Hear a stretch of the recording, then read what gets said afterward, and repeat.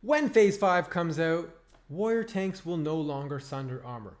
At least if your guild has decided to have one of your rogues use the talent Improved Exposed Armor. What this does is it sacrifices the rogue's damage a little bit, but it increases the raid's damage by putting an even stronger armor penetration on the boss, stronger than Sunder armor. What this means is you will no longer be able to use Sunder armor.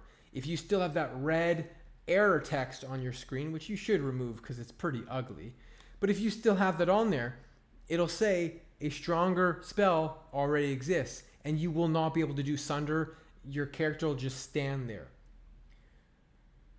And you should also be tracking if IEA is on the boss, if Demo Shout's on the boss, how many stacks of Sunder on the boss with the armor penetration weak aura. It's in my weak aura guide. But anyways, if you can no longer Sunder armor, what are you going to do other than Bloodthirst every 6 seconds, spamming Heroic Strike, and Revenge when you have Revenge procs? Well, now instead of having Sunder armor as a filler, you do Battle Shout tanking.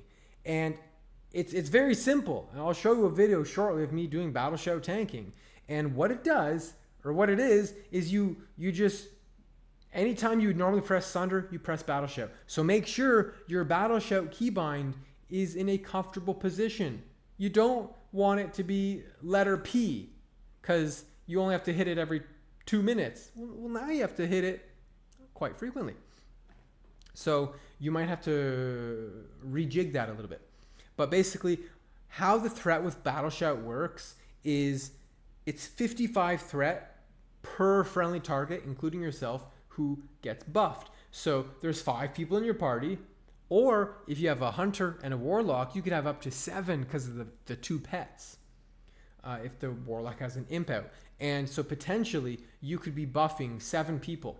Anyways, if you're buffing 5 people, which is a conservative estimate, that's 55 attack power per person currently.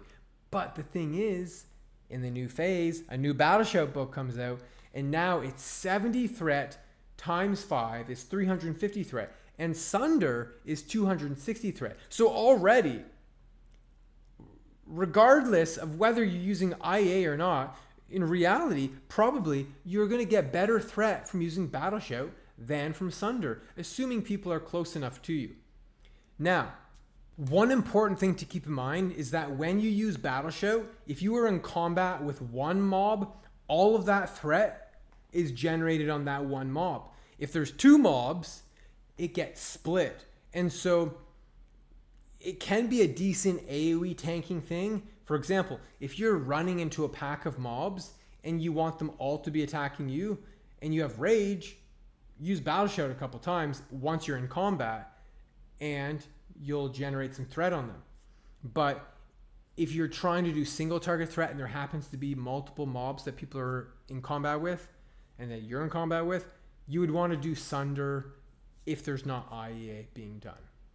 So basically your rotation is going to go from Bloodthirst, Sunder, Sunder, Bloodthirst, Sunder, Sunder, Bloodthirst, Sunder, Sunder, with any revenge procs in between while also spamming Heroic Strike, to Bloodthirst, Battle Shout, Battle Shout, Bloodthirst, Battle Shout, Battle Shout, with revenge procs and your Heroic Strike spam. Now you might wonder, how come we're just starting this in Phase 5? Why weren't we doing this in Molten Core and Blackwing Lair? Well, some guilds might have, but the reality is that for a rogue to get the IA up, it takes time, right?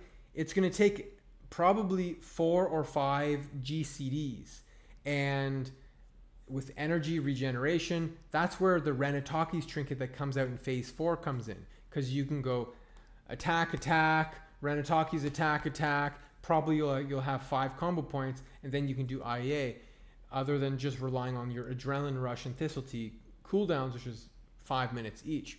And so it also has to do with the fact that AQ40 and Nax are just more difficult raids, and you want to maybe optimize a little bit better, because most of the bosses in Blackwing Lair and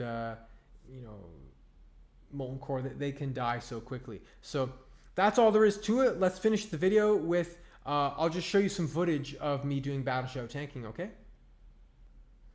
Alright, so I'm running into the boss here. Nice opener with a Heroic Strike Bloodthirst.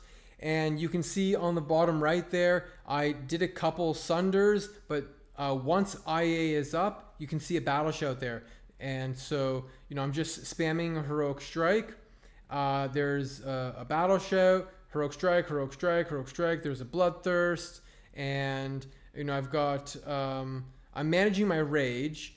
And then Bloodthirst comes off cooldown. We use Bloodthirst. I have enough Rage. We use the Battle Shout there. You get the point, right? And we have Revenge proc. I start dragging towards the gate, and that was a quick kill, right? If you enjoyed the video, drop me a sub and a comment. Catch me live on my Twitch channel, Dwarf Lord TV, to connect with me or say hi to me in game on any of my characters. Dwarf Lord out. And they say that the Dwarf Lord could save us. I'm not gonna cave here and wait. I'll hold on to the beard of the Dwarf Lord. Watch as we heroic leap away.